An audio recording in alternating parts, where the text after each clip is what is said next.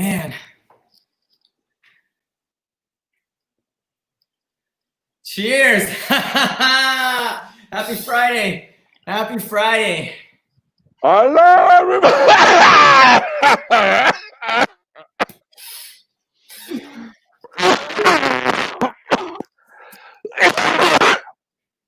Delicious. Oh my God. I'm so jealous. You I'm so jealous. Smell that? Look at the smoke. Look.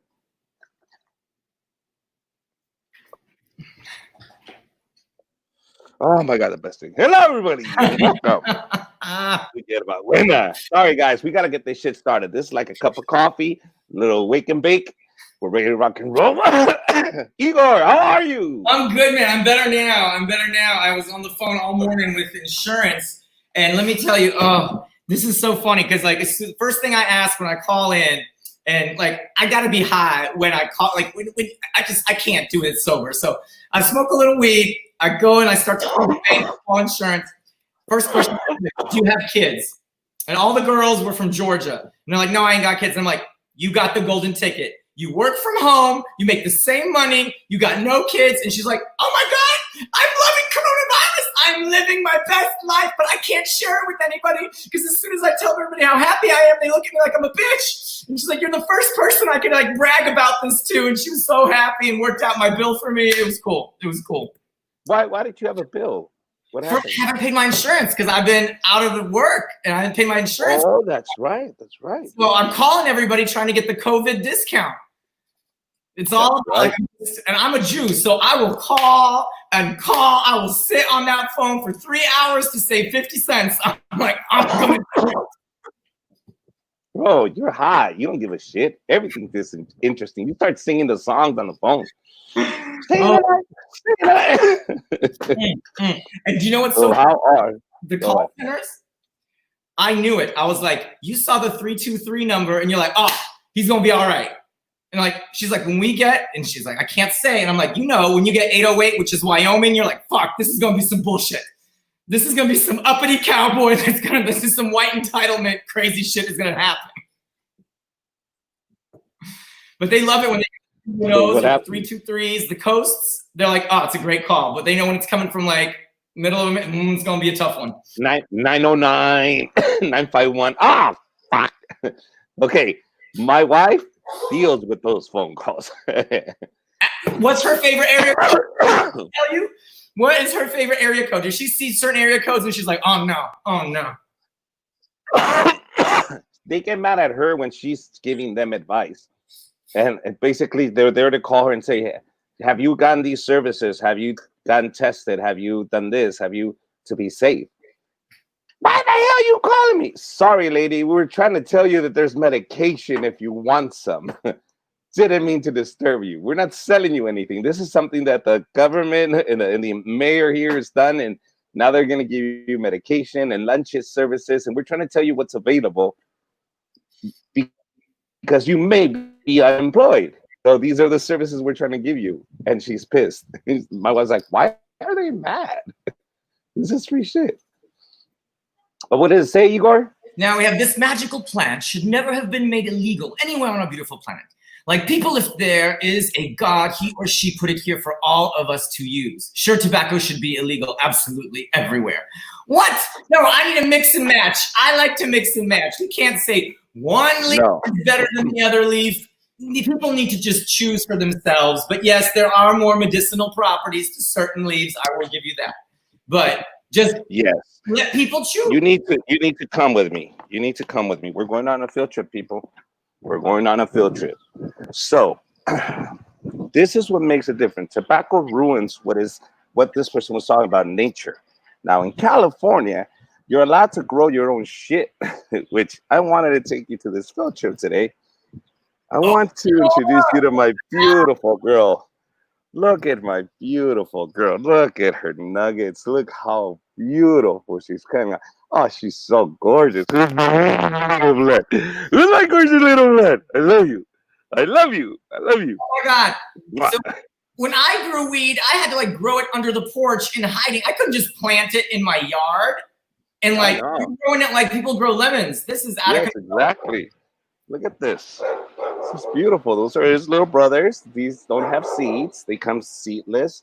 One is Gorilla Glue. The one's Gelato. That one's Gorilla Glue. It's coming along. And, right next to my weed plant, we have my lemon tree. And that's it. Just growing there like I'm growing my fucking lemon tree. Richard, Go ahead. I got to tell you something right now. Your citrus is struggling.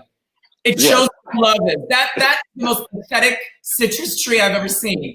You don't care about vitamin. Listen, you just care about the vitamin. I care about vitamin weed. Vitamin weed is what I give a shit about. Obviously, the lemon gets water when the weed is full of water. So if there is no more water left after the weed has drunk, then the lemon gets nothing. And that's just the way we're gonna work this. Are we gonna talk about how your daughter's pool is right next to the weed plant? Can we? Oh, what do you? Hey, waste none. You after she's done using the pool, that goes straight into my weed plant. It's right next to the weed. Now, you're like, girl, don't pee in the pool. Don't you pee? It's just gonna go straight to my weed plant. So make sure you don't pee in it. We recycle the water. Hey, we're carrying family here. We all take participation in growing the family weed. We all take part in this. Oli has chores, and one of them is to water the plant and treat it like it's sibling. We tell Oli, he is like your brother. Gorilla OG is like your brother. You treat it like a brother. Don't you mistreat it. You don't hit it. You don't fight with it. Give it the toy. If it wants a toy, you let him have the toy. But don't fuck with Gorilla Glue. There we go. So I want to know, people who are watching from all over, where are you? Is it legal? And what is your relationship between society? I wanna know what reasoning people have now for not liking it. Give me a good reason. We know all the benefits now because they've been exposed. It does. You do get, like, I have to say, since I started smoking, my short-term memory does go down. Mm-hmm. So you got to admit that, like, your short-term memory does get burnt a little bit. Yes, but some things are not worth remembering either. Sometimes you wish, wow, why do I still remember that shit? I can't fucking fucking think that out of my mind.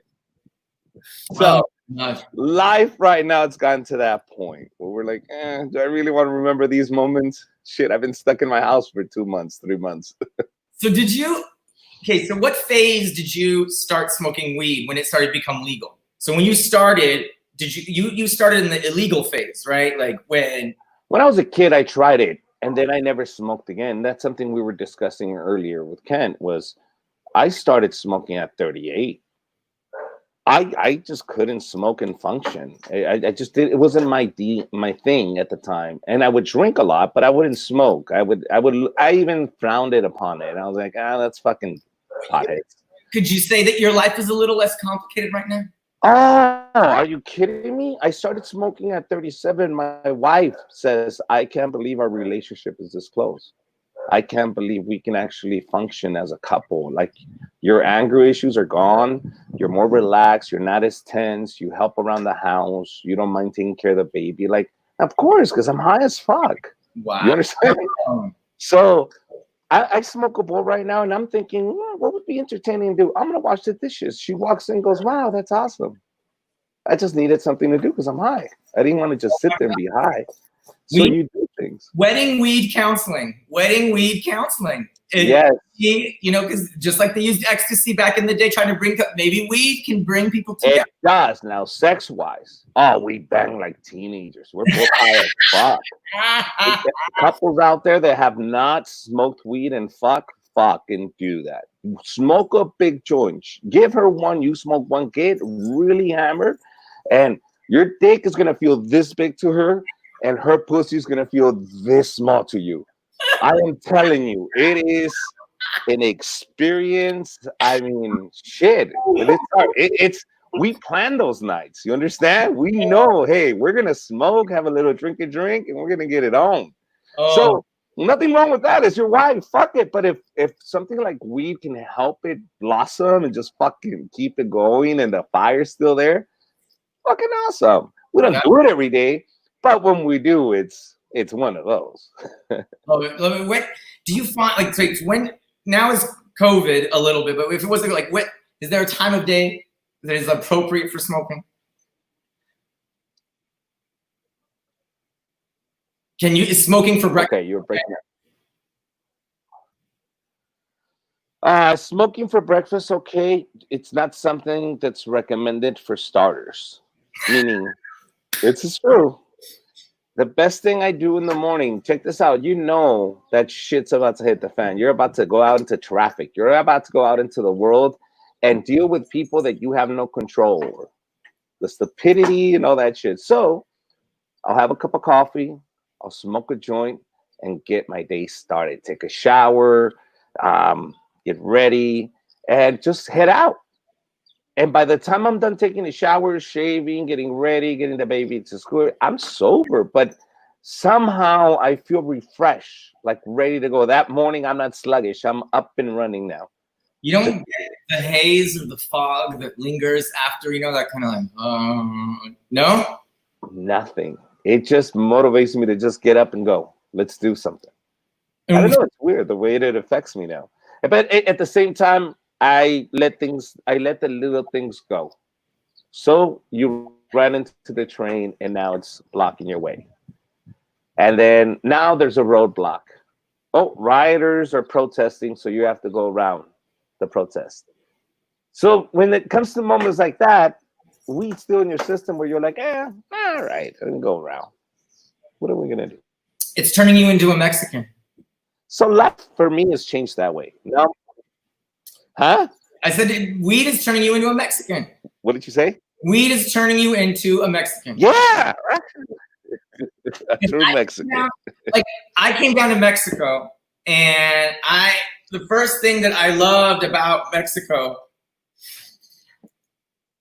cut out on me. Let's see what's going on. I don't know. So let's see if Richard's gonna come back. Maybe not. I don't know if you guys are still watching. Drop in your messages. Let's see what's going on. Let me see if I can tap back into Richard. He's gonna hop back on the call. So yeah, now we're just here in Mexico, chilling, trying to get back to Cali, hoping things calm down. So yeah, shoot me a line wherever you guys are at. Mr. Derek Farrell, I don't know.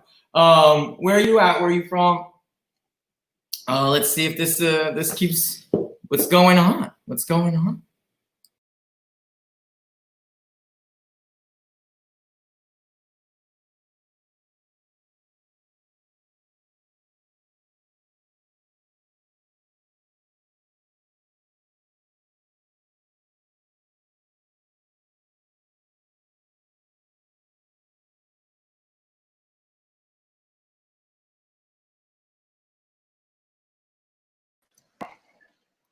All right, guys, I'm back in. Nope, somebody left. There we go. Now we're back. Sorry, brother. My father-in-law disconnected the power from my laptop because he was putting something else there. He didn't know I was brought, so my laptop went dead. Okay. So what were we talking about? So we're talking times of day to be able to smoke. The interesting thing is, I remember, trying to get a prescription. Do you remember trying to get a script? Like the fact that now it's been delegalized so that anybody can just walk in. You don't have to go see the doctor. I remember being at the doctor's office and I'm sitting there Googling marijuana, medical, and I walked in there, I was like, I have glaucoma. I don't even know what glaucoma was. I was just like, I got glaucoma. I need this. The excuses we use, remember? I would say I have back problems. I was a truck driver. Oh, okay. They didn't know. And I would say, hey, I'm a truck driver and I have back problems, so I'm recovering from a surgery. That's it. I don't want to take meds. I don't want to be hooked on meds. So, and they would go, all right. But really, you could have said, hey, man, my hair hurts. Can I have weed? Yeah. You know what I mean? They didn't give a shit. Do you know where it's legal now in the States? Is it pretty much across the border, or is it Illinois? The West Coast for the most part? Yeah. I think pretty soon this is going to be the thing that's going to get us out of this fucking deficit, man.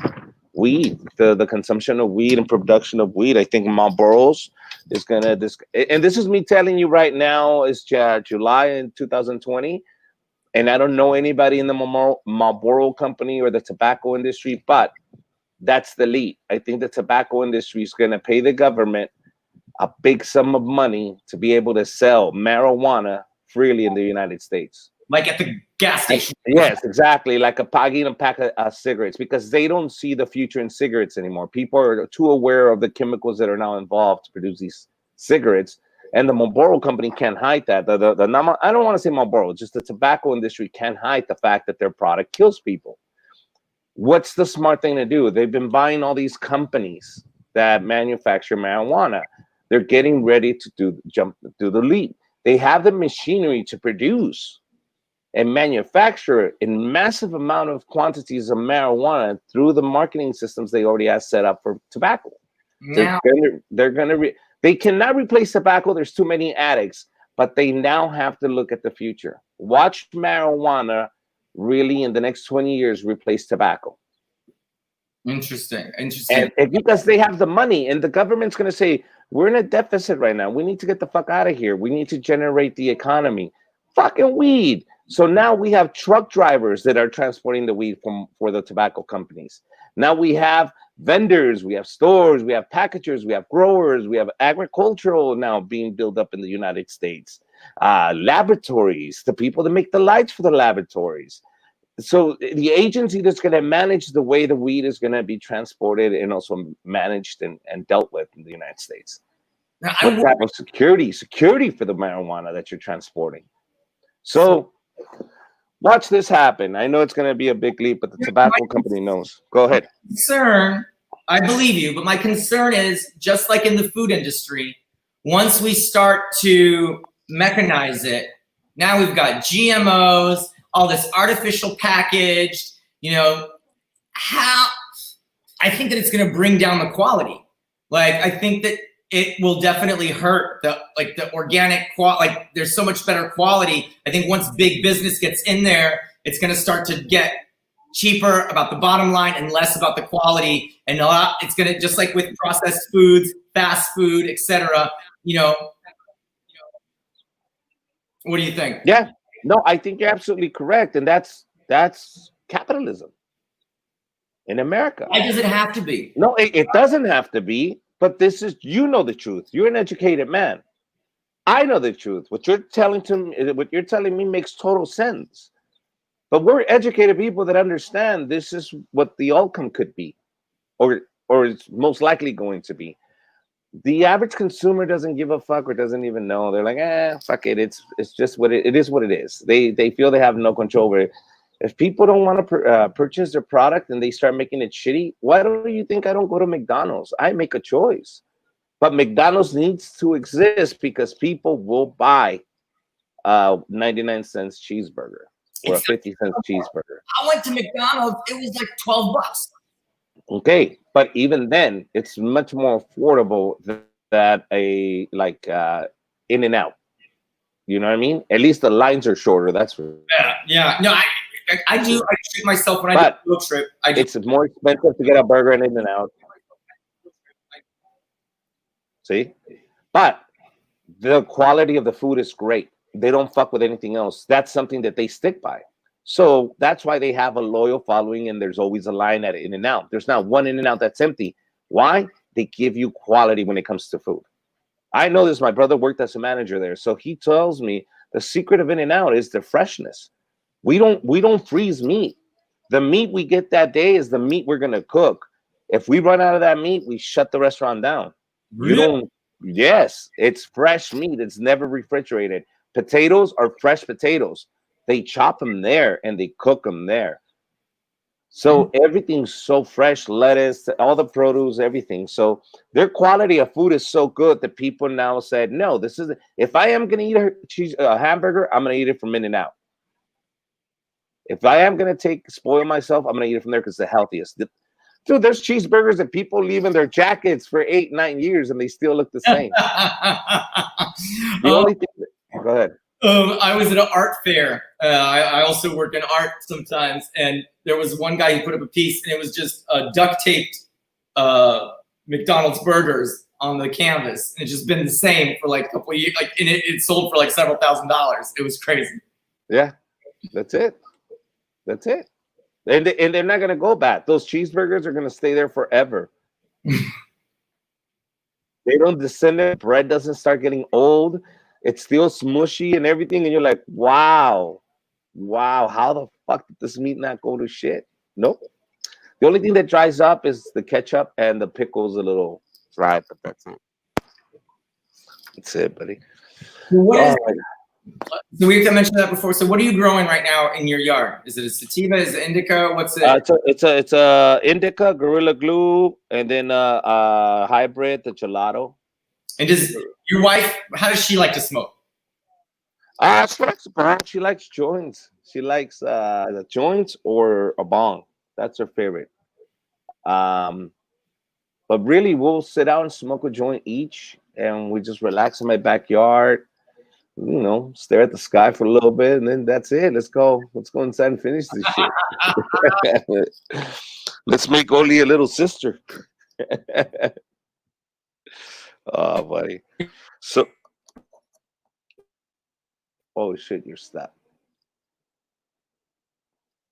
While you're stuck, I'm gonna hit a rip bong, okay? Because I can't see you. You're stuck. So, yeah, that I'm really high. But one of those two.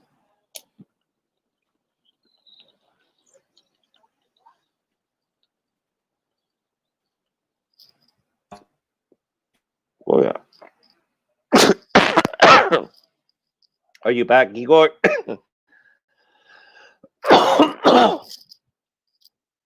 Something must have went wrong. Okay, guys. Okay. So I'm gonna tell you the story when I got caught with weed in Ensenada, Mexico. So we had a friend, his name was Brian, and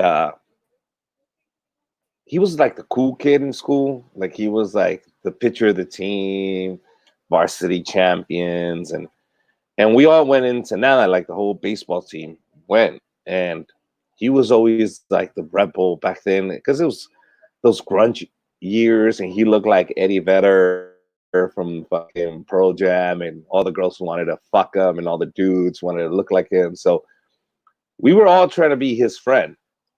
So when we go to Ensenada, like keep in mind, I didn't smoke weed. I drank beer and stuff like that, but I wouldn't dabble or smoke weed. So what I ended up doing is I'm in Ensenada, and I tell Brian. Brian's like, "Hey man, can you hold my weed?" And I was like, "Yeah, sure, I'll hold it." Right? Not knowing that when we go to the clubs in Ensenada, like papas and beer and stuff like that, we would go there and we would party, not knowing that as soon as we walk in, they're gonna search us. And so when we get to the door, I think, okay, they're just gonna search me. They're just gonna check for weapons. He grabbed my pocket and he's like, "What's this?" And I'm like, "Nothing." He says, "Take it out." And it's the lump of weeds, the fucking buds that Brian had given me. He's like, "Where'd you get this? This, this is illegal." And I don't know, man. This is my first time in Mexico partying in Ensenada, and I'm freaking out. I'm talking Spanish and everything, but I'm freaking out. I'm like, I don't want to go to jail, dude. I'm 18 years old. I don't want to fucking deal with this shit. So the guy goes, "You brought this into the closet," and he's talking all this shit. He says, "I'm gonna take it away now. Get out of here." And so, no. Before that, he tells me, he said, I told him, "Hey, can we do something?" He says, "All right. How much you got?" I said, $20. All right, $20. And then I try to get in. He says, "No, no, no, no, no. I get the $20. You get the fuck out." So not only did he take my weed, he took my $20. And then as I'm outside, everybody finds out I'm outside. Brian is pissed because they took my weed. I said, "Fuck you, Brian. What the fuck? Why didn't you carry your own fucking weed?" So I'm out $20. I'm outside. The guys come out, and my buddy Raymond, who knows everybody in Ensenada, he goes, "You're an idiot, bro. He's a fucking bouncer. He ain't shit. He can't take you to jail. You should have told him, go fuck yourself and take your weed and get out. I was like, where the fuck were you, fucking Raymond? I'm out there scared out of my ass, man. I'm 18 years old. Back then, I was pretty. I'll get raped in Ensenada. So, moral of the story is, don't carry anybody else's weed. Fuck them. I don't care if you like them. Fuck them. If they don't have the balls to carry their own weed, then don't carry it. Don't make anybody else carry your own shit. I keys their minds now. All right, guys. I don't think Igor's coming back. We've been on the air for 25 minutes. I really didn't prepare anything else but that fucking story. If you guys want to keep me here or you want to ask me questions about cannabis or anything like that, I'll give you guys about a minute. If you guys send me text and you say you're watching, that way I know who's fucking watching. If nobody's watching, I'm not gonna talk like a crazy person because I already smoke weed. I think the neighbors think I'm crazy. I'm over here talking to myself. They can't hear you. I have headsets.